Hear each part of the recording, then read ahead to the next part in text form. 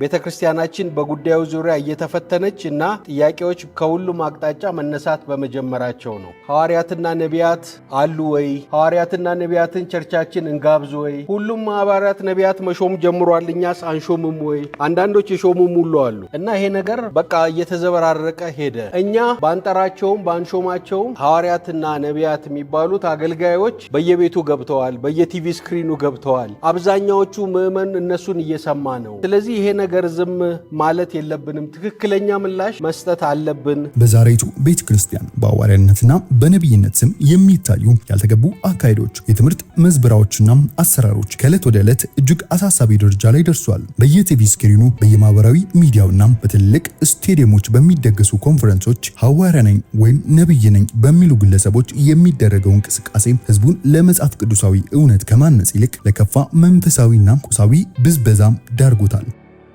እነኚህን አገልጋዮችና በስማቸው የሚከወነውን ስህተት ዝም ማለት በፍጹም የለብንም። በህዝቡ ደህንነት አላዋቂነትና መንፈሳዊ ጥማት ላይ በመጫወት በስሜትና በተስፋ ቃል እየያዙ በጆንያ ገንዘብ እየሞሉ መውጣትን የተለመደ ተግባር አድርገዋል። አብዛኛው ምዕመን ትክክለኛውን የመጽሐፍ ቅዱስ አስተምሮ ባለመረዳቱ ምክንያት ያለውና የሌለውን ሀብት ለእነዚህ አካላት አሳልፎ በመስጠት እየተጎዳም ይገኛል። የቤተ ክርስቲያን መሪዎችና አስተማሪዎች ይህንን አካሄድ ዝም ብሎ ማየት ወይም እንደ ተራ ነገር እያለፉት መቀጠል የለባቸው። በመሆኑም የምዕመኑን ህይወት ከስህተት ትምህርት መጠበቅና እውነተኛውን የመጽሐፍ ቅዱስ መመሪያ ማሳወቅ ቀዳሚ ኃላፊነታችን ነው። እነኚህን ሐሰተኞችና ሐዋርያት ዝም ማለት የለብንም። ከእንግዲህ እነኚህን ከቤተ ክርስቲያናችን አግደናቸዋል። ይህ የማያዳግም ምላሽ በኢትዮጵያ ቃለ ሕይወት ቤተ ክርስቲያን ብሔራዊ ቦርድና በዶክተር ስምዖን ሙላት በቀረበው ጥናታዊ ጽሑፍ ላይ በግልጽ የተቀመጠ መጽሐፍ ቅዱሳዊ አቋም ነው። ታዲያ የቤተ ክርስቲያን መሪዎችና አገልጋዮች ዝም ማለት የለብንም ሲሉ በጽሑፋቸው የገለጿቸውና ያገዷቸው አካላት የትኞቹ ናቸው? በየቲቪ ስክሪኑና በማህበራዊ ሚዲያው ላይ ነቢይና ሐዋርያ የሚል ማዕረግ በመለጠፍ ምዕመኑን የሚያደናግሩት የትኞቹ ናቸው? በየስቴዲየሙና በየኮንፈረንሱ በህዝብ ስሜትና ደህንነት ላይ በመጫወት በጆንያ ገንዘብ እየሞሉ የሚወጡት እነማን ናቸው? ራሳቸውን የቤተ ክርስቲያን የበላይና ፈላጭ ቆራጭ አድርገው አምባገነናዊ የሐዋርያነት ቢሮ የዘረጉትና በስውር ኑፋቄ ምዕመኑን የሚያሰቱት የሚያደናግሩት እነኛ አካላት የኢትዮጵያ ቃለ ሕይወት ቤተ ክርስቲያን ብሔራዊ ቦርድ ካወጣው ሰበር መግለጫ ላይ የምትመለከቷቸው ይሆናል። ግባችን በእውነት ላይ የተመሰረተ መረጃን ማድረስና የቤተሰባችንን መንፈሳዊ ሕይወት ማነጽ ነው። ከወቅታዊ ጉዳዮች እስከ መንፈሳዊ ሚስጥራት ድረስ በየቀኑ አዳዲስ ይዘቶችን ለእርሶ እናዘጋጃለን። ዛሬውኑ ይቀላቀሉ። የሻሎም ሚዲያ 2 ቤተሰብ በመሆን በየሰዓቱ የሚለቀቁ መረጃዎችንና የህይወት ለውጥ የሚያመጡ መልእክቶችን በፍጥነት ያገኙ።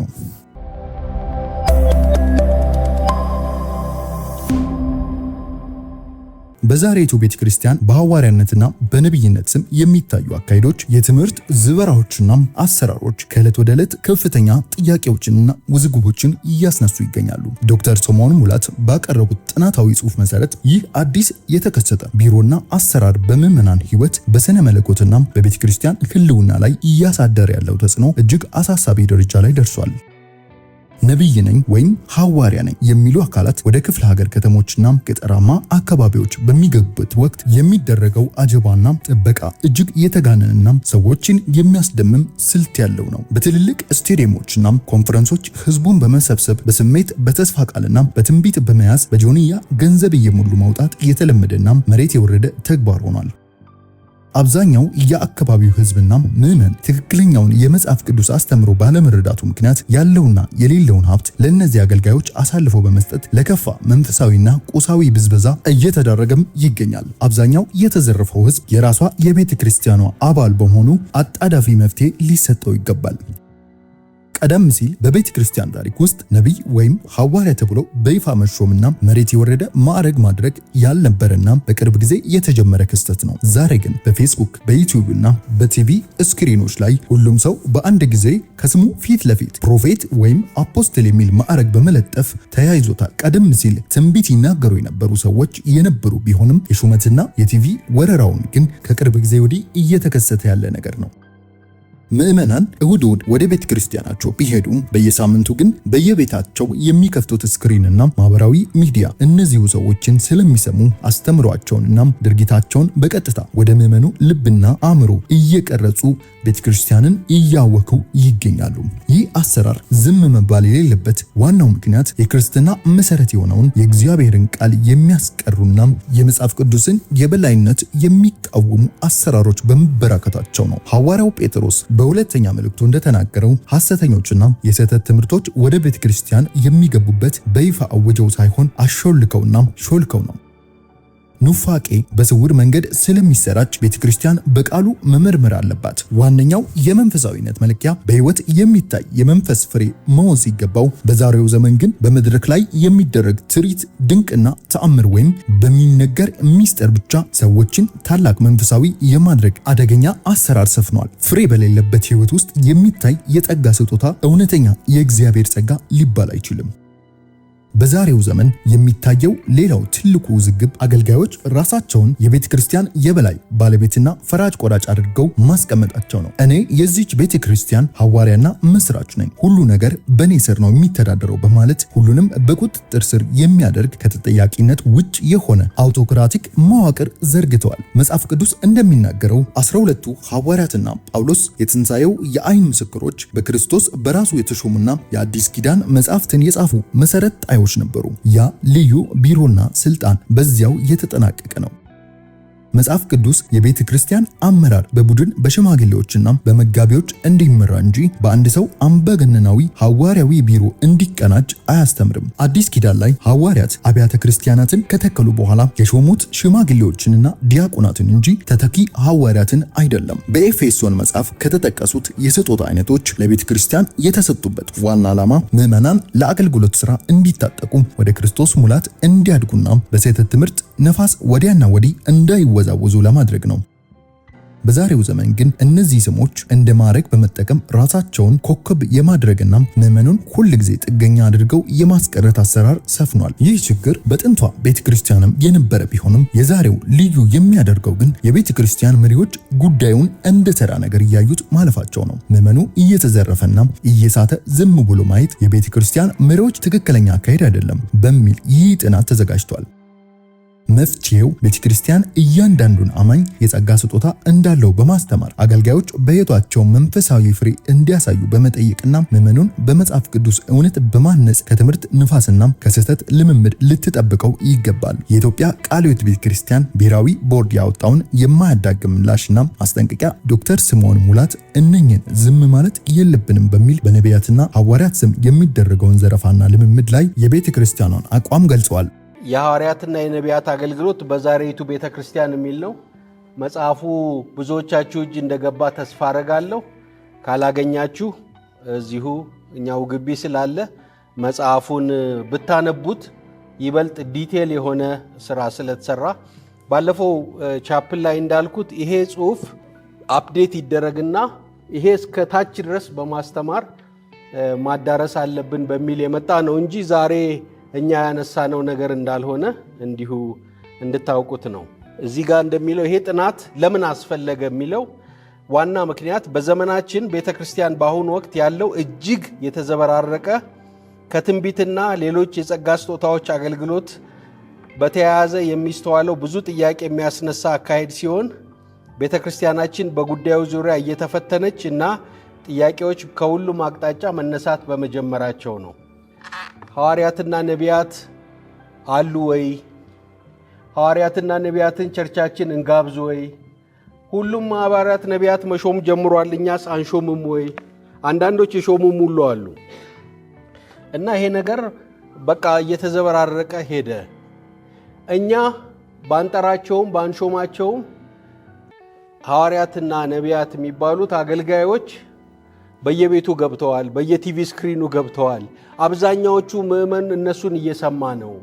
ስለዚህ ይሄ ነገር ዝም ማለት የለብንም፣ ትክክለኛ ምላሽ መስጠት አለብን የሚል ነው። እንግዲህ እነዚህ አስተማሪዎች ወደ ገጠር ሲሄዱ ታውቃላችሁ በምን አይነት አጀብ እንደሚገቡ እንደሚወጡ። ትልልቅ ኮንፈረንሶች ስቴዲየም ውስጥ ሲያደርጉ መዓት ህዝብ ነው የሚሄደው። ከዛ ውስጥ የቃለ ሕይወት ሕዝብ አይኖርም ለማለት አይቻልም። በጆንያ ገንዘብ ሞልቶ ሲወጡ አብዛኛው የቃለ ሕይወት ሕዝብ እንደተዘረፈም ማሰብ እንችላለን። ስለዚህ እነዚህ ነገሮች ዝም ብሎ እንደ ቤተ ክርስቲያን መሪዎች ማየት ትክክለኛ አይደለም። ሕዝቡን ቢያንስ ማስተማር ማሳወቅ አስፈላጊ ነው በሚል ነው። መሰረታችን ግን ምንድን ነው የምንነጋገረው? አሁን ቃለ ሕይወት፣ መካነ ኢየሱስ፣ አዲሶች ቸርቾች ምናምን በሚል አይደለም። ቃለ ሕይወት ዋና መሰረቷ የእግዚአብሔር ቃል ነው ብለን ነው የምናምነው። ስለዚህ እምነትም ጉዳይ ይሁን፣ ስነ መለኮትም ይሁን፣ ድርጊትም ይሁን፣ አገልግሎት አይነትም ይሁን ሁሉንም እንደ ቃለ ሕይወት የምንመዝነው በእግዚአብሔር ቃል ነው። ስለዚህ ቃለ ሕይወት እንዲህ ስላለች ሳይሆን መጽሐፍ ቅዱስ ምን ይላል የሚለው ነው መነሻችን። እሱን አስረግጠን መናገር አለብን። አንዳንዱ ግድ የለውም መጽሐፍ ቅዱስ ልክ ነው እንደዚህ ነው የሚለው፣ ግን እኔ ማምነው እንደዚህ ነው፣ አሁን እንደዚህ ነው ሊላችሁ ይችላል። እኛ ግን እንደ ወንጌል አማኞች ቃለ ሕይወት በመሆናችን ብቻ ሳይሆን ቃሉ ብቻ ዋናው መመሪያ ቃሉ ነው በሚል ሁሉን ነገር መሰረት የምናደርገው በቃሉ ላይ ነው፣ በመጽሐፍ ቅዱስ ላይ ነው። ይሄም ትምህርት የተዘጋጀው ቃሉ ምን ይላል ከሚል ነው። ቤተ ክርስቲያናችንና ምዕመኗ በክርስትና ሕይወት እድገታቸውና ልምምዳቸው በአገልግሎታቸው እንዲሁም በማናቸውም መንፈሳዊና ማህበራዊ ግንኙነቶቻቸው የኢየሱስ ክርስቶስን ፈለግ እንዲሁም የመጀመሪያውን ቤተ ክርስቲያን ሐዋርያት አስተምሮ እንዲከተሉ አጥብቃ ታስተምራለች። ይሄ መጽሐፍ የሚጀምረው ስለ ጸጋ ስጦታዎች ኢንጀነራል በማውራት ነው። ጸጋ ስጦታዎችን ኢንጀነራል በማውራት ነው። አሁን ዋና ቁልፍ የሆኑ የሚያከራክሩ የጸጋ ስጦታዎች ላይ ከመሄዳችን በፊት የጸጋ ስጦታዎችን በአንድነት ማየት ያስፈልጋል። ቤተ ክርስቲያንና የጸጋ ስጦታዎች በሚል ነው። የጸጋ ስጦታዎች ለማን እና ለምን ይሰጣሉ የሚል ሐሳብ አለ። የመጀመሪያው ሐሳብ እንግዲህ የጸጋ ስጦታዎች ለማን የተሰጡት? ለአማኞች በሙሉ ነው። መነሻችን እሱ ነው። መጽሐፍ ቅዱስ የሚያስተምረን ለጥቂት ሰዎች ስፔሻል ለሆኑ የተለያዩ ጸጋዎች አሉ፣ ግን ለሁሉም ጸጋ ተሰጥቷል የሚለው መነሻችን ነው። ነገር ግን እንደ ክርስቶስ ስጦታ መጠን ለእያንዳንዳችን ጸጋ ተሰጠን ይላል። ሁላችን የእግዚአብሔርን ልጅ ኤፌሶን 4:12-13 ሁላችን የእግዚአብሔርን ልጅ በማመንና በማወቅ ወደሚገኝ አንድነት ሙሉ ሰው ወደ መሆን የክርስቶስ ሙላቱ ወደሚሆን ወደ ሙላቱ ልክ እስክንደርስ ድረስ ቅዱሳን አገልግሎትን ለመስራትና ለክርስቶስ አካል ፍጹማን የሆኑ ዘንድ ነው የሚለው። ለእያንዳንዳችን ጸጋ ተሰጠን የሚለውን ሐሳብ ነው የፈለግኩት። አንደኛ ጴጥሮስ 4:10 ልዩ ልዩ የእግዚአብሔር ጸጋ ደጋግ መጋቢዎች እንደመሆናችሁ እያንዳንዳችሁ የጸጋን ስጦታ እንደተቀበላችሁ መጠን በዚያው ጸጋ እርስ በርሳችሁ አገልግሉ ይላል። ሁላችሁም የጸጋ ስጦታ አላችሁ፣ በዛ ጸጋ ስጦታ አገልግሉ። ስለዚህ አንደኛ መነሻ የምናደርገው ሁሉም አማኝ የጸጋ ስጦታ አለው፣ በጸጋው ስጦታ ያገለግላል። ጸጋ ስጦታ ለጥቂቶች የተሰጠ ሳይሆን ለአማኞች ሁሉ ነው። አንደኛ ቆሮንቶስ 12:4-7 የጸጋ ስጦታ ልዩ ልዩ ነው፣ መንፈስ ግን አንድ ነው። አገልግሎትም ልዩ ልዩ ነው፣ ጌታም አንድ ነው። አሰራርም ልዩ ልዩ ነው፣ ሁሉም በሁሉም የሚያደርግ እግዚአብሔር ግን አንድ ነው። ነገር ግን መንፈስ ቅዱስን መግለጥ ለስንቱ? ለእያንዳንዱ ለጥቅም ይሰጠዋል። ስለዚህ ሁላችንም አማኞች በሙሉ የጸጋ ስጦታ ተሰጥቶናል። ስለዚህ አሁን ጉባኤያችንን የምናስተምረው የቃለ ሕይወት አባል ወንጌል አማኝ የሆነ ሁሉ በክርስቶስ ያመነ የዳነ የእግዚአብሔር መንፈስ ውስጡ ያለ ሁሉ የጸጋ ስጦታ አለው፣ አንድ ወይ ከዛ በላይ። ሌሎችም ጥቅሶች አሉ። ሮሜ 12:3-5 እግዚአብሔር ለእያንዳንዱ የእምነትን መጠን እንዳካፈለው እንደ ባለ አእምሮ እንዲያስብ እንጂ ማሰብ ከሚገባው አልፎ በትዕቢት እንዳያስብ በመካከላቸው ላለው ለእያንዳንዱ በተሰጠኝ ጸጋ እናገራለሁ። ለእያንዳንዱን የተሰጠው ይላል። በአንድ አካል ብዙ ብልቶች እንዳሉን የብልቶች ሁሉ ሥራ አንድ እንዳይደለ እንዲሁ ብዙዎች ስንሆን በክርስቶስ አንድ አካል እርስ በርሳችንም እያንዳንዳችን የሌላው ብልቶች ነን ይላል። ሁሉም ጸጋ አለው። ሁሉም ለሌላው አስፈላጊ ነው። ብቻውን መቆም የሚችል ጸጋ የለም። ሁሉም ጸጋ ለሁሉም ሰው ያስፈልጋል። እንደ አካል ነን፣ የአካል ክፍሎች ነን እንጂ አካል አይደለንም ብቻችንን። ሐዋርያ ምናምን ተብሎ ያሉ በጣም ከፍ ብሎ ያሉ ሰዎች ብቻ ሳይሆን ሁሉም ጸጋ አለው፣ ሁሉም ያገለግላል፣ ሁሉም ለሁሉ አስፈላጊ ነው። አንደኛ ቆሮንቶስ 12:4-6 የጸጋ ስጦታ ልዩ ልዩ ነው፣ መንፈስ ግን አንድ ነው። አገልግሎት ልዩ ልዩ ነው፣ ጌታም አንድ ነው። አሰራርም ልዩ ልዩ ነው። ሁሉም በሁሉ የሚያደርግ እግዚአብሔር ግን አንድ ነው። ነገር ግን መንፈስ ቅዱስን መግለጥ ለእያንዳንዱ ለጥቅም ይሰጠዋል ይላል 11 ላይ።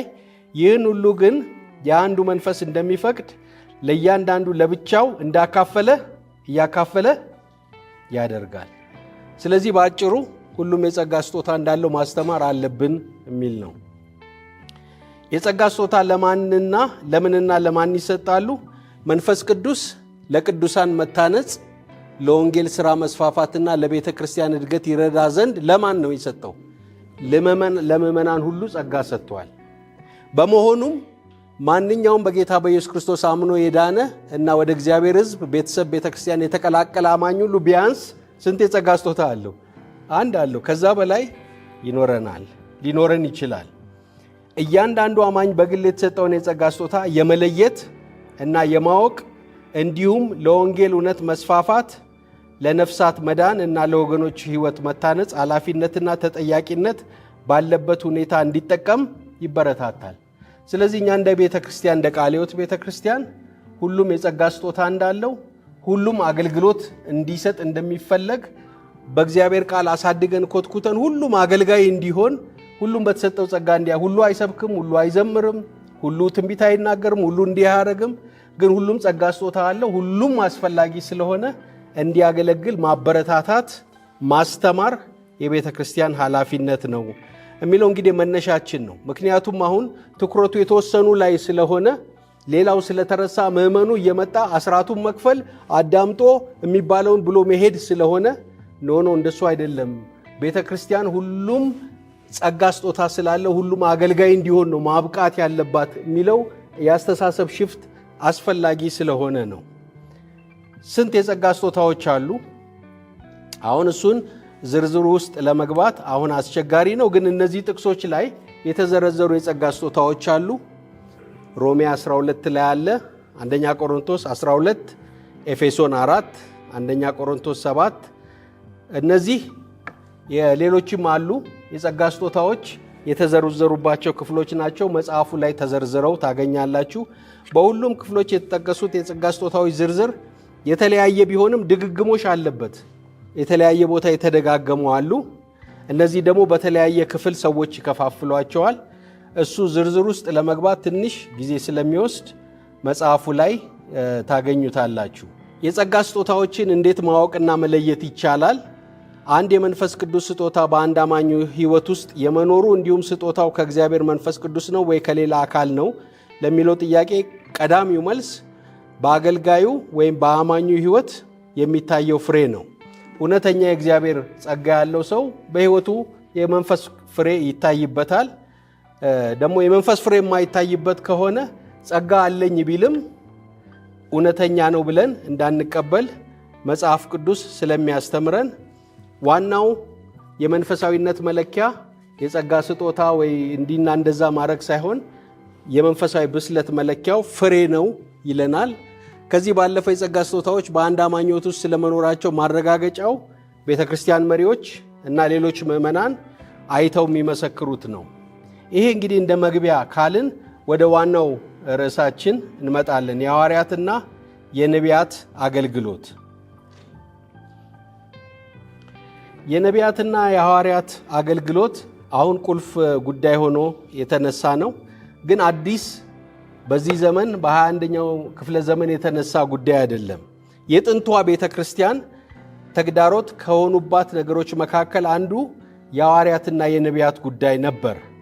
ጌታ ኢየሱስ ክርስቶስ በትምህርቶቹ ሐሰተኛ ክርስቶሶች፣ ሐሰተኞች ነቢያት እንደሚነሱ ቢቻላቸውስ የተመረጡትን እንኳ ያስቱ ዘንድ ምልክትና ድንቅ የሚያደርጉ እንደሚሆኑ አስተምረዋል። ስለዚህ ጌታ ኢየሱስ ሐሰተኞች ይመጣሉ፣ ሐሰተኛ አስተማሪዎች፣ ሐሰተኞች ነቢያት ብሎ ገና በማቴዎስ ወንጌል ሲያስተምር አስጠንቅቋል፣ አስተምሯል። እነዚህን ጥቅሶች ማየት ትችላላችሁ። ጳውሎስ እንዲሁ ሐሰተኛ በሆኑ ሐዋርያት ነን በሚሉ ሰዎች ባነሷቸው ችግሮች ላይ መልእክቶችን ጽፏል። መልእክቶቹን ስታነቡ ሐሰተኛ ሐዋርያት ጋር የነበረውን ትግል ነው የሚያሳየው። ጳውሎስ ሐሰተኛ ሐዋርያትና ነቢያት ብሎ ስለገለጻቸው ስለነዚህ ሰዎች አንደኛ ቆሮንቶስ፣ ሁለተኛ ቆሮንቶስ ስታነቡ እነዚህ ችግሮች ኢቭን በጳውሎስ ጊዜ ሐሰተኛ ሐዋርያት እንደነበሩ እንረዳለን። ስለዚህ እንደ ዛሬ እንዳሸን የፈሉት ሐዋርያት የሚባሉት ሰዎች አዲስ ችግር ሳይሆን ያኔም የነበረ እንደሆነ እናያለን።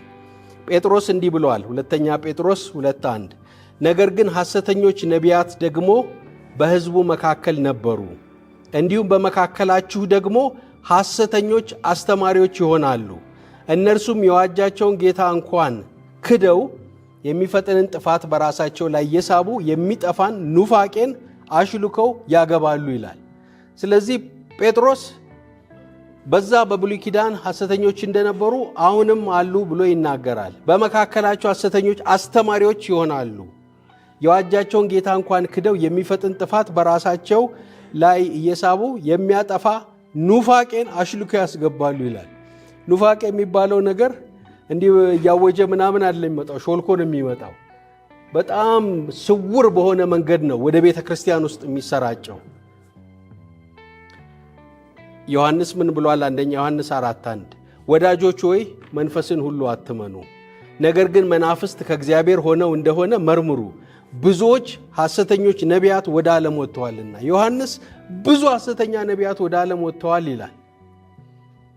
ስለዚህ ዛሬ ሐሰተኛ ነቢያት ቢበዙ ብዙ የሚደንቅ ነገር ሳይሆን መጽሐፍ ቅዱሳችን የሚናገረው ነገር ነው። ራእይም ላይ ለኤፌሶን ቤተክርስቲያን ሥራህና ድካምህን ትዕግስትንም አውቃለሁ፣ ክፎችን ልትታገስ እንዳትችል እንዲሁም ሳይሆኑ ሐዋርያ ነን የሚሉትን መርምረህ ሐሰተኞች ሆነው እንዳገኛቸው አውቃለሁ። ሐዋርያ ሳይሆኑ ሐዋርያ ነን የሚሉ ሰዎች ያኔም ነበሩ፣ መርምረህ አግኝታቸዋል ይላል ኤፌሶን። ቃለ ሕይወትም ዛሬ ሐሰተኛ የሆኑ ሐዋርያ ሳይሆኑ ሐዋርያ ነን የሚሉትን መርምረን ማግኘት የኛ ሥራ ነው፣ በቃሉ መዝነን። ዛሬም 2000 ዓመት በኋላ ይህ ውዝግብ ቀጥሏል። በጣም የቆየ የዘመናት ችግር ቢሆንም ዛሬም የሐዋርያትና የነቢያት ትምህርት ቤተ ክርስቲያን ውስጥ ውዝግብ እየፈጠረ ነው። በአንድ በኩል ሐዋርያትና ነቢያት የሚባሉ የሉም የሚሉ ሲኖሩ፣ በሌላ በኩል ሐዋርያትና ነቢያት ዛሬም አሉ ብለው ደግሞ የሚያስተምሩ አሉ። አዲስ ሆኖ የመጣው ባለፈውም አንድ ቦታ ኢንተርቪው ላይ ተናግሬ ያለው ነብይ ከሌ ነብይት ከሌ ነብይ ከሌ እያሉ መሾም ነው። እኔ እስከማስታውሰው ነብይ ብሎ መጥራት የተጀመረው በጣም ሪሰንት እንትን ነው። ትንቢት የሚናገሩ ሰዎች ነበሩ። ሹመቷ ግን የመጣችው በጣም በቅርብ ጊዜ ነው። ግን አንዴ ከመጣ በኋላ አጥለቀለቀው። አሁን ፌስቡክ ሁሉ ፕሮፌት ነቢይ በሚሉ ሰዎች በአንድ ጊዜ ነው እየሞላ ያለው። ሐዋርያ የሚባል እኔ አንድ የሆነ ሐዋርያ ነኝ እኔ ከንትናም በፊት ሐዋርያ ነበርኩ የሚል ሰውዬ ድሮ ኢቲሲ እያለው አስታውሳለሁ። እና ይሄ የቆየ ሳይሆን በጣም አዲስ ነው። ሐሰተኛ ሐዋርያት ግን ድሮም ነበሩ፣ ዛሬም ይኖራሉ። ይሄ ጥናት እንግዲህ የሚመልሳቸው አሁን መመለስ የፈለግናቸው ጥያቄዎች በዚህ ዘመን የሐዋርያነትና የነቢይነት አገልግሎት አለ ወይ? አንድ ቤተ ክርስቲያን ሐዋርያትና ነቢያትን ዛሬም መሾም ይገባታል ወይ? ቅድም ብያችኋለሁ። እኛ ቤተ ክርስቲያን ራሱ እየተጠየቀ ነው፣ ለምን አንሾምም ሐዋርያ ነቢያት የሚሉ ስለመጡ። 3 ዛሬ ሐዋርያትና ነቢያት ተብለው የሚጠሩትን ሰዎች እንዴት እናያቸዋለን? እውነተኞች እንበላቸው፣ ሐሰተኞች እንበላቸው፣ ኮንፈረንስ እንጥራቸው፣ ኮንፈረንስ አንጥራቸው የሚሉ ጥያቄዎች ስለበዙ ነው ይሄንን መመለስ ያስፈለገው። አገልግሎታቸውንስ እንዴት ነው የምናየው? ይሄን ካልን ወደ ሐዋርያት አገልግሎት ፎከስ አድርገን እንሂድ። ይሄን ደጋግመን ብለነዋል። ሐዋርያ የሚለው ስያሜ የተሰጠው በአዲስ ኪዳን የቤተ ክርስቲያን መሪዎች ለነበሩ ሰዎች ነው። ሐዋርያ ተብሎ የተተረጎመ የግሪክ ቃል አፖስቶሎስ በወንድ ነው የሚጠራው የሚለው ሲሆን ትርጉሙ እንደራሴ፣ መልእክተኛ፣ ትእዛዝ ተሰጥቶት የሚላክ ልዑክ ማለት ነው። በቃ የተላከ ማለት ነው። በግሪክ አፖስቶሎስ የሚለው የተላከ ማለት ነው ጥሬ ቃሉ። በአማርኛ ሐዋርያ የሚለው ከግዙ ሆረ ሄደ ከሚለው ዘር አንቀጽ የተገኘ ሲሆን ሆረ ሐዊር ሐዋሪ ማለት መሄድ፣ መራመድ፣ ከቦታ ቦታ መፍለስ፣ እግርን በፈረቃ ማንሳት፣ መጣል፣ መንቀል፣ መትከል፣ መሽቀዳደም፣ እንዲህ በቃ የሚሄድ ሰው ማለት ነው። ሊትራል የቃሉ ትርጉም ማለት ነው። መንፈሳዊ ትርጓሜ ደግሞ መንገደኛ፣ መልእክተኛ፣ መንፈሳዊ ሹም፣ መምህር፣ ዞሮ የሚሰብክ የሚያስተምር፣ ባለምስራች፣ አዋጅ ነጋሪ በማለት ይፈታል። አዲስ ኪዳን ላይ ስንመጣ አጠቃቀሙ ሐዋርያ በሚል የተተረጎመው የግሪክ ቃል አጠቃቀም በተለያየ መንገድ ተጠቅመዋል። ዝርዝሩ መጽሐፉ ላይ አለ። 12ቱ ሐዋርያትን ሐዋርያ ተብለዋል። ከ12ቱ መካከል ጥቂቶች ሐዋርያትን በርናባስና ሳውል ሐዋርያ የተባሉበት ቦታ አለ። በጌታ የተላኩ ሌሎች መልእክተኞችን፣ አንዳንዴ ደግሞ አንድን ተግባር ለማከናወን የተላከ ማንኛውንም ግለሰብ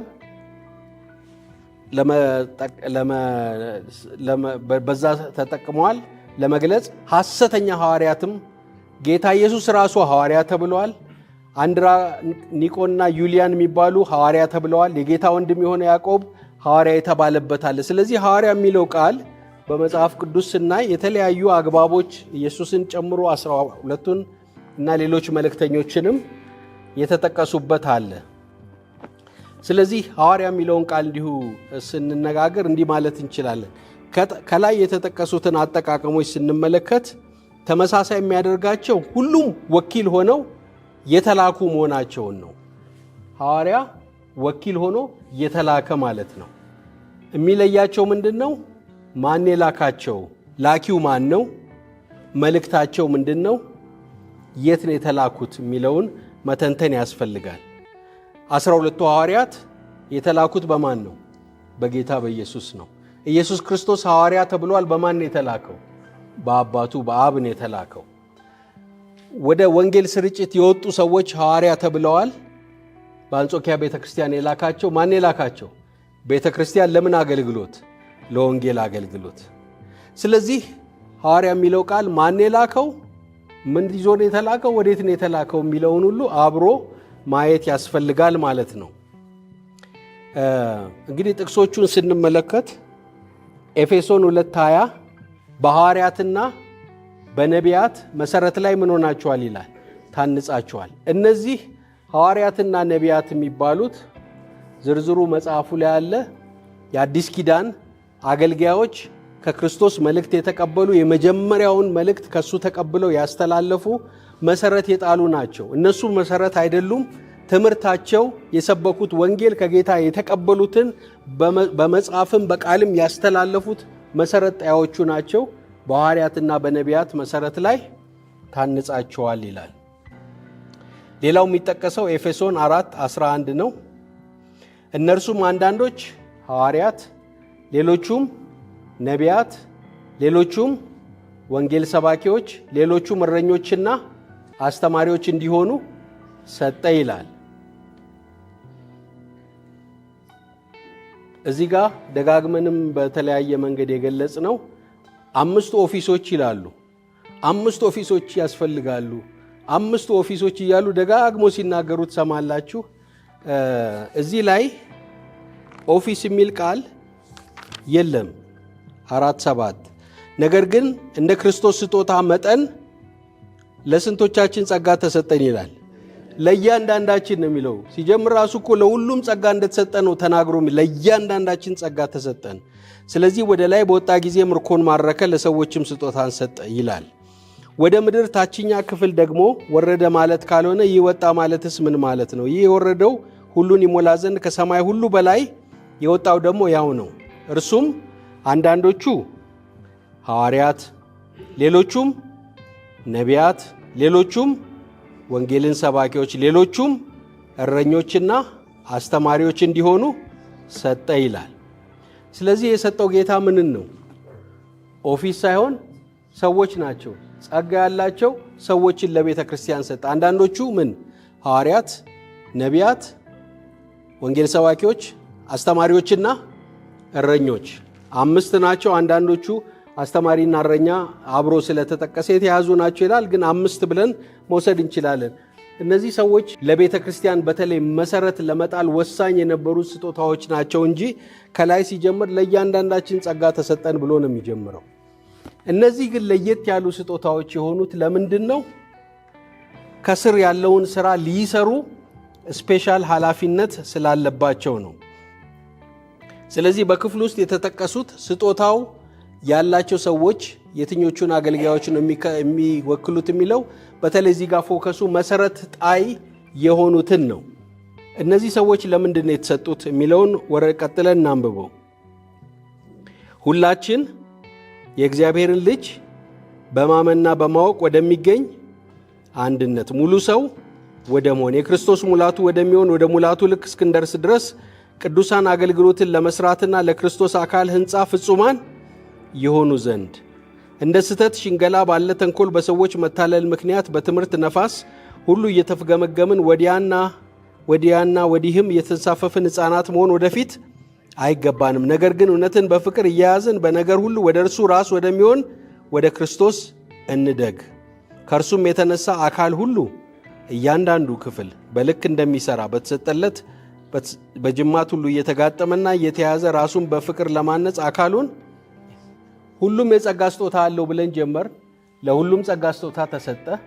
ጌታ ግን በተለይ እነዚህን 5 ጸጋ ያላቸውን ሰዎች ሰጠን። ሐዋርያትን፣ ከዛ ነቢያትን፣ ወንጌል ሰባኪዎች፣ እረኞችና አስተማሪዎች። እነዚህ ወሳኝ ናቸው። እንዴት ነው ወሳኝ የሆኑት? ሁሉም ምእመን ወደ ማን እንዲያድግ? ክርስቶስን ወደ መምሰል እንዲያድግ። ሁለተኛ ለአገልግሎት ብቁ እንዲሆን፣ ሁሉም ጸጋ አለው። በተሰጠው ጸጋ ኳሊፋይድ እንዲሆን፣ ብቁ እንዲሆን፣ እንዲታጠቅ ማስታጠቅ ነው ስራቸው። የታጠቀ ወደ ክርስቶስ ያደገ ደግሞ ምእመን በትምህርት ነፋስ ምን አይሆንም? ወዲና ወዲያ አይወዛወዝም። መሰረቱን የያዘ ነው። ስለዚህ እነዚህ አገልጋዮች ካሉም እነሱ ኮከብ ስታር ሆነው ሐዋርያ ሆነው እየታጀቡ የሚሄዱ ልዩ ስታተስ እንዲኖራቸው ሳይሆን የእግዚአብሔርን ሕዝብ ምእመኑን ወደ ክርስቶስ ማሳደግ፣ ጸጋ ስጦታውን በሙላት እየተለማመደ ቤተ ክርስቲያን እንድታድግ እንደገና ወዲያና ወዲህ ማይል ማቹር የሆነ መንፈሳዊ ብስለት ያለው ምእመንን ለማብቃት የተሰጡ ናቸው። ስራቸው ይሄ ነው እንጂ ኦፊስ ይዘው ዋና መሪና ባለራእይና መስራች ምናምን ተብለው እንዲቀመጡ አይደለም። ሐዋርያት ያደረጉት መሰረት ጣያዎች አሉ። ከዛ በኋላ እንዴት ቀጥሏል የሚለውን እናያለን። እንግዲህ ሌሎች ክፍሎች አሉ። ጳውሎስ ቤተ ክርስቲያን መስርቷል፣ ሐዋርያ ሆኗል። እኔም ቤተ ክርስቲያን ስለመሰረትኩ ሐዋርያ መሆን እችላለሁ የሚሉ አሉ። አንደኛ ቆሮንቶስ 9:1-2 ጳውሎስ እንዲህ ይላል፣ እኔ ነፃ አይደለሁምን? ሐዋርያስ አይደለሁምን? ጌታ ኢየሱስ ክርስቶስን አላየሁትምን? እናንተስ በጌታ ሥራ አይደላችሁምን? የሐዋርያነቴ ማኅተም በጌታ እናንተ ናችሁና ለሌሎች ሐዋርያ ባልሆን ለእናንተ ምንም ቢሆን ምንድን ነኝ? ሐዋርያ ነኝ ይላል። ስለዚህ ሐዋርያው ጳውሎስ የቆሮንቶስን ቸርች ስለመሰረተ ሐዋርያ ተብሏል። እኛ ከመሰረትን ሐዋርያ እንባልም የሚል አይነት ሐሳብ ሊመጣ ይችላል። ሐዋርያው ጳውሎስ ግን ሐዋርያነቴን ከየት አገኘሁ ነው ያለው። ከጌታ ከኢየሱስ ክርስቶስ ነው የተቀበልኩት። ኢየሱስ ክርስቶስን ደግሞ ምን አድርጌዋለሁ አለ? አይቼዋለሁ፣ በዓይኔ አይቼዋለሁ። እኔ የትንሣኤው ምስክር ነኝ። እኔ ለአሕዛብ የተጠራው ሐዋርያ ነኝ ብሎ በጌታ በራሱ ስለተጠራ ነው እንጂ ሐዋርያ የሆነው የቆሮንቶስ ቤተ ክርስቲያንን ስለተከለ አይደለም። ሐሰተኛ ሐዋርያት መጥተው እሱ ሐዋርያ አይደለም ብለው ሲያስተምሩ እንዴ ሌላው ቢቀር ለእናንተ ሐዋርያ አይደለሁም እንዴ እኔ አይደለሁም ያስተማርኳችሁ ማለቱ ነው እንጂ እቺን ቸርች ስለመሰረትኩ ነው ሐዋርያ ነኝ ማለቱ አይደለም።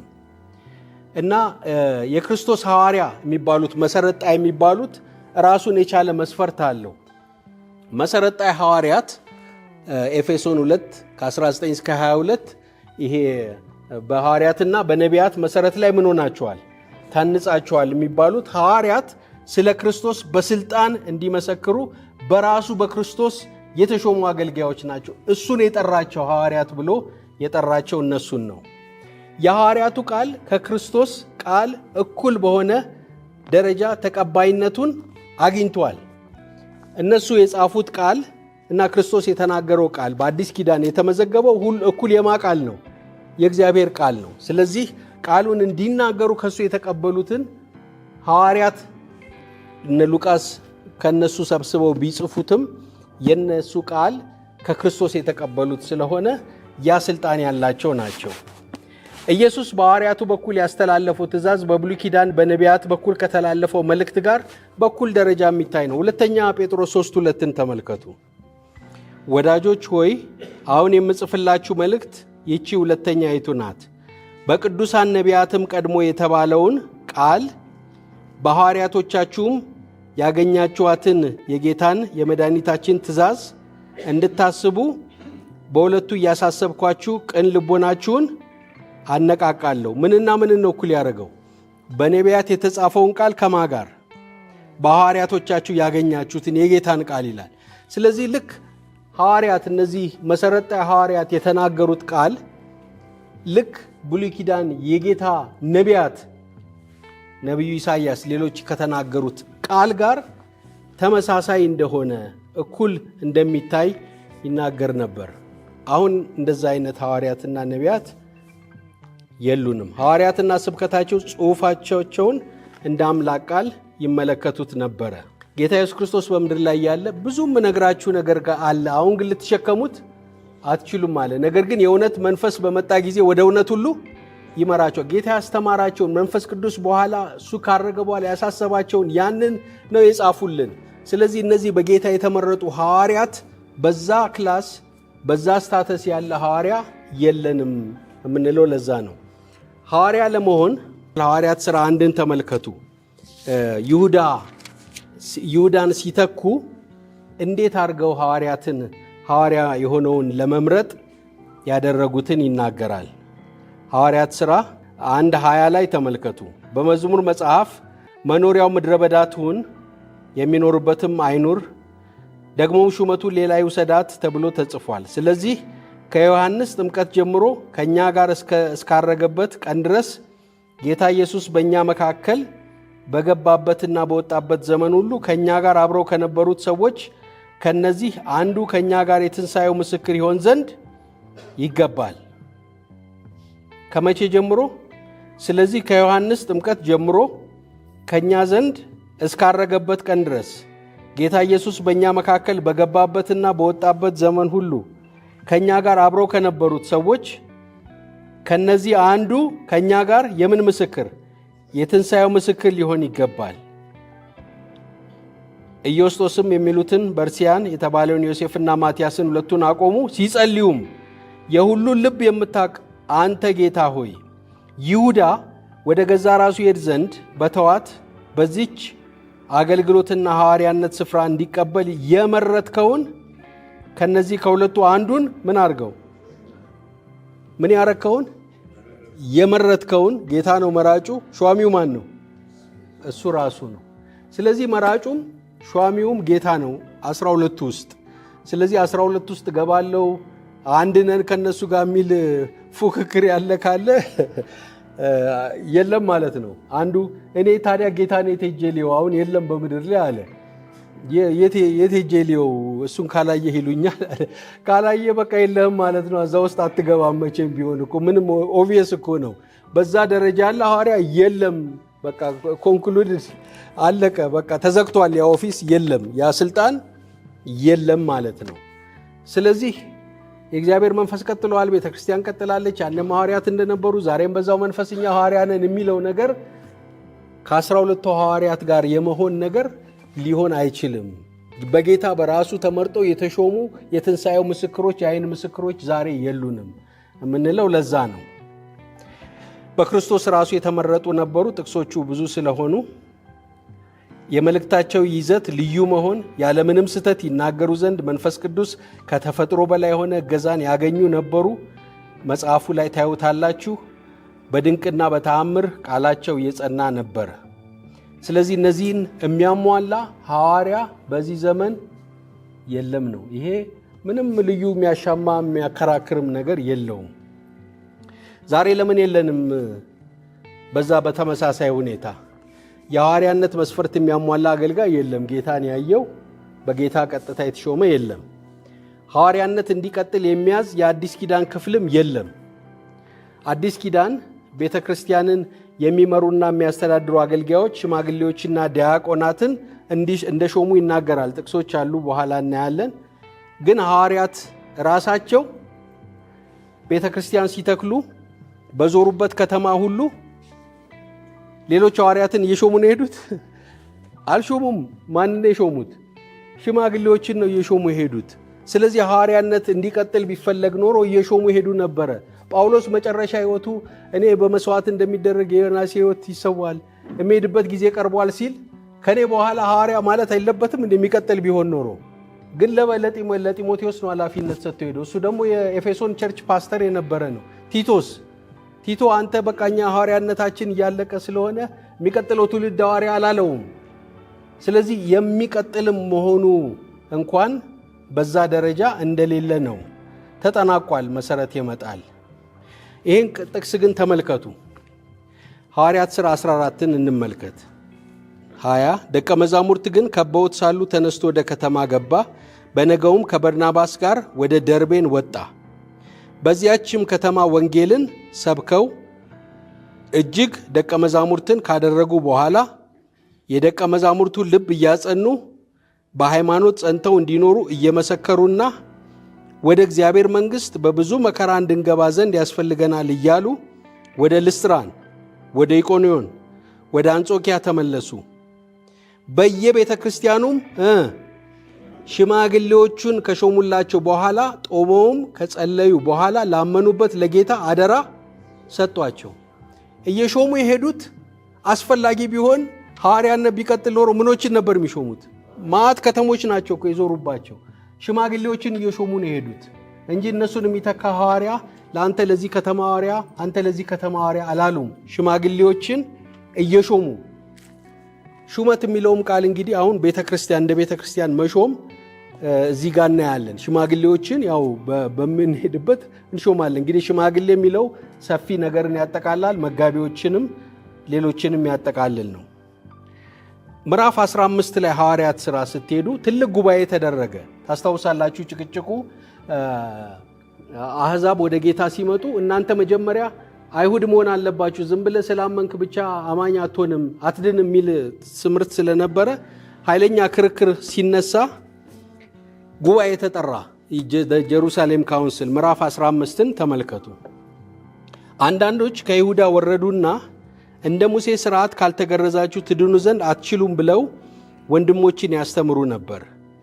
በእነርሱና በጳውሎስ በበርናባስም መካከል ብዙ ጥልና ክርክር በሆነ ጊዜ ስለዚህ ክርክር ጳውሎስና በርናባስ ከእነርሱም አንዳንዶች ሌሎች ሰዎች ወደ ሐዋርያት ወደ ሽማግሌዎችም ወደ ኢየሩሳሌም ይወጡ ዘንድ ተቆረጠ ይላል። ይሄ እንግዲህ ፋይናል ዲሲዥን የሚደረግበት ትልቁ ጉባኤ ነው። ማ ያለበት ጉባኤ? ሐዋርያትና ምኖች? ሽማግሌዎች። ኢማጂን ሐዋርያት እስቲል አሉ በሕይወት። ጴጥሮስ እዚህ ውስጥ አለ፣ ሌሎችም አሉ። ሐዋርያትና ሽማግሌዎች ያሉበት ጉባኤ ላይ ነው ስብሰባ የተደረገው። ቁጥር 4ን ተመልከቱ።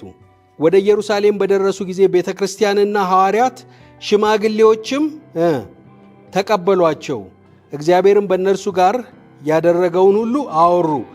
አሁን ሊደርሺፑ ራሱ ወዴት ሙቭ እያደረገ እንደሆነ ይነግራቸዋል። ማን ነው የዚህ ጉባኤ መሪ? በነገራችን ላይ ያዕቆብ ነበረ አይደል? ቆሞ የሚናገር የጌታ ኢየሱስ ክርስቶስ ወንድም ያዕቆብ፣ እሱ መሪያቸው ነበረ። 22ን ተመልከቱ። ያን ጊዜ ሐዋርያትና ሽማግሌዎች ከቤተ ክርስቲያኑ ሁሉ ጋር ከእነርሱ የተመረጡትን ሰዎች ከጳውሎስና ከበርናባስ ጋር ወደ አንጾኪያ ይልኩ ዘንድ ፈቀዱ። ማናቸው የፈቀዱት? ሐዋርያትና ሽማግሌዎች ከቤተ ክርስቲያን ጋር።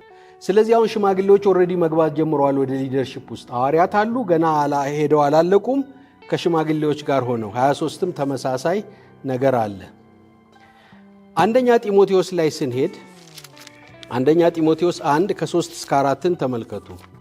ወደ መቄዶንያ በሄድኩ ጊዜ አንዳንዶች ልዩ ትምህርትን እንዳያስተምሩ ወደ ተረት መጨረሻውም ወደ ሌለው ወደ ትውልዶች ታሪክ እንዳያደምጡ ልታዛቸው በኤፌሶን ትቀመጥ ዘንድ ለመንኩ። እንደነዚህ ያሉ ነገሮች ክርክርን ያመጣሉና በእውነት ግን ላለ ለእግዚአብሔር መጋቢነት አይጠቅሙም። መጋቢ ነበር ጢሞቴዎስ፣ እንዲያስተምር ሰዎችን ከስህተት እንዲጠብቅ እዛ አስቀምጦት ነበረ እና መጋቢነት አይጠቅሙም ብሎ የመጋቢነት ኃላፊነት እንደሰጠው እናያለን እንጂ ሐዋርያ አይደለም ያደረገው። ከዛ ምዕራፍ 3 ላይ ስትሄዱ ማንም ኤጲስቆጶስነትን ቢፈልግ መልካምን ሥራ ይመኛል የሚለው ቃል የታመነ ነው። እንግዲህ የኤጲስቆጶስ እንዲህ ሊሆን ይገባዋል፣ የማይነቀፍ የአንዲት ሚስት ባል፣ ልከኛ እያለ ይዘረዝራል። ስለዚህ ሐዋርያ ጳውሎስ የምን ክራይቴሪያ ነው የሰጠው? እሱን መጋቢ ያደረገው ማን እንዲሾም የሚሾሙ ኤጲስቆጶስ ሽማግሌ የሚለው ኢንተርቼንጅ ቢሾፕ ሽማግሌ እረኛ የሚለው መጽሐፍ ቅዱስ እያቀያየረ ነው በኋላ የምናያለን የሚጠቀምበት። ስለዚህ ለጢሞቴዎስም የተሰጠው አደራ ሽማግሌዎችን እንዲሾም ነው፣ እሱም በመጋቢነት እንዲያገለግል ነው እንጂ ሐዋርያትን እየሾሙ እንዲቀጥሉ አይደለም። ምዕራፍ 3 ከ1 እስከ 13 ሽማግሌዎችና ሌሎች ምኖች ናቸው የተሾሙት? ዲያቆናት አይደል? ዲያቆናትም ኦፊሻሊ እዚህ እንደሚሾሙ ይናገራል። እስቲ ቲቶን ደግሞ እንመልከት። ቲቶ 1 ከ5 እስከ 9 ስለዚህ ምክንያት የቀረውን እንድታደራጅ በየከተማው እኔ አንተን እንዳዘዝኩህ ሽማግሌዎችን እንድትሾም በቀርጤስ ተው፣ የማይነቀፍ የአንዲት ሚስት ባል የሚያምኑም ልጆች ያሉት እያለ ይቀጥላል። ማን ይሹም ነው ያለው? በየከተማው ሽማግሌ እንድትሾም ነው። ስለዚህ እኮ አሁን ቃልዮት ወይም እንግዲህ ቤተክርስቲያን ሽማግሌዎች የምንሾመው ዝም ብለን ያመጣነው ነገር ሳይሆን መጽሐፍ ቅዱስን ስናይ ሐዋርያት ሥራ የቤተክርስቲያን በተተከለበት ቦታ የሽማግሌዎች አመራር እየሾሙ ሽማግሌዎች በዛን ጊዜ ፉል ታይም ሊሆኑ ይችላሉ ሁሉም፣ ወይም ሌላም እንትን ፓርት ታይም እየሰሩም ሊሆን ይችላል። መጋቢነትንም መንጋም የመጠበቅ ስራ ያለባቸው ሰዎች ናቸው። እነሱን ነው እንጂ እየሾሙ የሄዱት፣ ሐዋርያትን እየተኩ አልሄዱም። መስፈርቱም የተሰጠው ለሽማግሌዎች ነው። ቲቶም የነገረው ኤጲስቆጶሳትን እንዲሾም ነው። እንደገና ጴጥሮስን ተመልከቱ። ሐዋርያው ጴጥሮስ እንግዲህ ከሐዋርያት አንዱ ነው። ምዕራፍ 5 አንደኛ ጴጥሮስ 5ን ተመልከቱ ከ1 እስከ 5 እንግዲህ እኔ አለ ከእነርሱ ጋር ሽማግሌ የክርስቶስ መከራ ምስክር ደግሞም ሊገለጥ ላለው ክብር ተካፋይ የሆንኩ በመካከላቸው ያሉትን ሽማግሌዎች ማንን ነው የሚመክረው? እዚህ ሽማግሌዎችን ነው እመክራቸዋለሁ። በእናንተ ዘንድ ያለውን የእግዚአብሔርን መንጋ ምን አድርጉ? ጠብቁ። ይሄ እረኝነት ነው፣ ፓስቶራል ሚኒስትሪ ነው። የእረኝነት በእናንተ መሃል ያለውን መንጋ ጠብቁ፣ እንደ እግዚአብሔር ፈቃድ በውድ እንጂ በግድ ሳይሆን በበጎ ፈቃድ እንጂ መጥፎን ረብ በመመኘት ሳይሆን ጎብኙት። ለመንጋው ምሳሌውን እንጂ ማኅበሮቻችሁን በኃይል አትግዙ። የእረኞች አለቃ በሚገለጥበት ጊዜ የማያልፈውን የክብርን አክሊል ትቀበላላችሁ። ስለዚህ ይህን አደራ እነ ጴጥሮስ ሐዋርያቶቹም ሲሄዱ ለሐዋርያት አይደለም እየሰጡ ያሉት። ለማን ነው? ለሽማግሌዎች ነው፣ ለመጋቢዎች ነው፣ ለእረኞች ነው ኃላፊነት እየሰጡ ያሉት። ሐዋርያት ተክተው የሄዱት ከነዚህ ሁሉ ክፍሎች ስናይ ሌሎች ሐዋርያትን ሳይሆን የቤተ ክርስቲያን መሪ ሽማግሌዎችን ነው። ቤተ ክርስቲያናችን ባላት መጽሐፍ ቅዱሳዊ አስተምሮ መሰረት በተዘጋጀው የእምነት አቋሟ ሁሉም አማኝ አዲስ ኪዳን ካህናት እንደሆኑና መካከለኛ ከሆነው ከክርስቶስ ኢየሱስ በስተቀር በቤተ ክርስቲያን ውስጥ በልዩ ልዩ ጸጋዎች እያገለገሉ በእኩልነት ሊመላለሱ እንደሚገባ ታምነው። ስለዚህ ሁሉም ካህን ነው። ሁሉም ከእግዚአብሔር ጋር እኩል አክሰስ አለው። የጸጋ ስጦታ የተለያየ ነው። የመሪነት አገልግሎት የተሰጣቸው አሉ።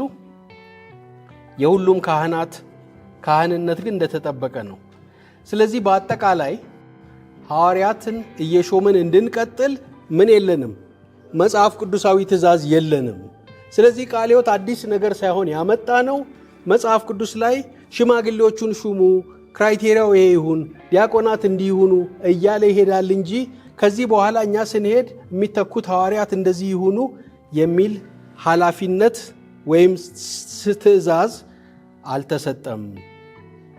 ስለዚህ በዚህ ዘመን ከሌሎች የጸጋ ስጦታዎች ከፍ ብሎ የሚታይ የቤተ ክርስቲያን የበላይ መሪነትን የሚያሳይ የሐዋርያነት ቢሮ አለ የሚለው ሐሳብ መጽሐፍ ቅዱሳዊ መሰረት የለውም።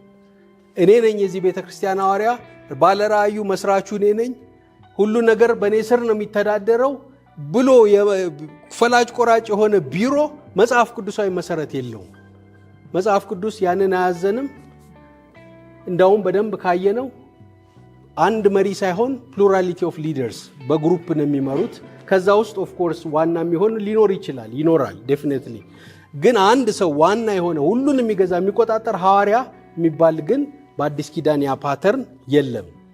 ሌላ ያልነው እንደ በጎ ሐዋርያት እንደ 12ቱ ቃሉ እንደተቀበሉት አይነት ስልጣን ያለው ሐዋርያ አሁን የለም። እነዚህ መጽሐፍ ቅዱስ የሚያስተምረን ነው። ስለዚህ ዛሬ ቤተክርስቲያን ሐዋርያትን መሾም ይገባታል ወይ በሚለው ሐሳብ መጽሐፍ ቅዱሳዊ መሰረት የለውም።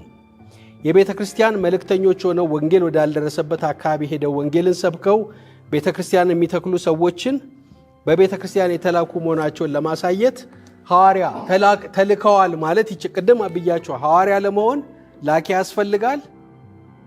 ምን ያስፈልጋል? መልእክት ያስፈልጋል። አሁን ቤተክርስቲያን መልእክተኞችን ትልካለች አትልክም? ትልካለች። ወደ ወንጌል ወዳልደረሰበት እኛ ወደ 18 ሀገር ነው የላክ ነው ዶክተር ቀለሜ 16 ብዙ ሀገር ልከናል። ሚስዮናን ሄደዋል። እዚህ ጋር እኮ ወንጌል ቸርች እንዲተክሉ እኮ ነው ከአንዱ ቦታ ወደ ሌላ ቦታ እያሰማራ ነው። ወንጌል ስራ ይቀጥላል።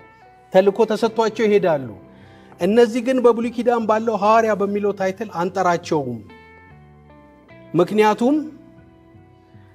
የወንጌል መልእክተኞችን ሐዋርያ የሚለው መጥራት ስሙን ለምንድን ነው የማትጠቀሙበት ታዲያ ሲባል፣ አንደኛ ዛሬ ሐዋርያ የሚለው ኮንሴፕት እንዴት ዲፋይን እንደተደረገ እያየን ነው። አንድ ቦታ ቁጭ ብሎ ከተማ ቁጭ ብሎ ራሱን ሾሞ ወይ በጓደኞቹ ተሹሞ የቤተ ክርስቲያን ፈላጭ ቆራጭ የሚለው ነገር መጽሐፍ ቅዱሳዊ ኮንሴፕት ስላልሆነ የሚሄዱትን እኛ ምን ብለን ነው የምንጠራቸው? ሚሽነሪ እንላቸው፣ መልእክተኛ እንላቸዋለን። ሐዋርያ አንላቸውም። ሐዋርያ በዛ ሴንስ ብቻ ልክ ነው፣ መጽሐፍ ቅዱሳዊ ነው። በርናባስና ሳውል ሐዋርያት ተብለዋል። ሌሎች መልእክተኞችም ተልከው ለወንጌል ይሄዳሉ። ግን ምን አይነት ስልጣን አይደለም። መጽሐፍ ቅዱስ የመጽሐፍ ፋይናል ኦቶሪቲ የመሆን ስልጣን አይደለም። እሱ የነበረው መሰረት ጣይ ለነበሩት ሐዋርያት ብቻ ነው። ለዚህ ነው የማንሾመው የሚል ሐሳብ ነው። ውድ የሻሎም ሚዲያ 2 ተከታታዮች በዶክተር ስምዖን ሙላት ጥንታዊ ጽሑፍና በኢትዮጵያ ቃለ ሕይወት ቤተክርስቲያን ብሔራዊ ቦርድ የማያዳግም አቋም ላይ ተመስርተን ያቀረብንላችሁ አጣዳፊ መልእክት ይህን ይመስል ነበር። ታዲያ በእነኚህ ሐዋርያ ነኝ እናም ነብይ ነኝ ባይ አካላት በየስክሪኑ በሚታየው አካሄድና በቤተክርስቲያን ውስጥ እየተፈጸመ ባለው ነገር ላይ የእናንተ ሐሳብ ምንድን ነው? በጉዳዩ ላይ ያላችሁን ግልጽ ሐሳብ፣ ምልከታና ልምድ እንድታካፍሉን እንፈልጋለን። ከታች ባለው የኮመንት መስጫ ሳጥን ላይ ሐሳባችሁን በመጻፍ በውይይታችን እንድትሳተፉ እንጠይቃለን። ቪዲዮ ላይክ እና ሼር በማድረግ እውነቱን ለብዙዎች እንዲደርስ አድርጉ። ለሻሎም ሚዲያ አዲስ ከሆናችሁ ደግሞ ሰብስክራይብ በማድረግ የደውል ምልክቷን በመጫን ቤተሰቡ ነው። ከኛ ጋር ስለነበራችሁ እጅግ አድርገን እናመሰግናለን። በቀጣይ ዝግጅታችን በድጋሚ እስክንገናኝ ድረስ የፈጣሪ ፍቅር፣ ጸጋና ሰላም ከእናንተ ጋር ይሁን።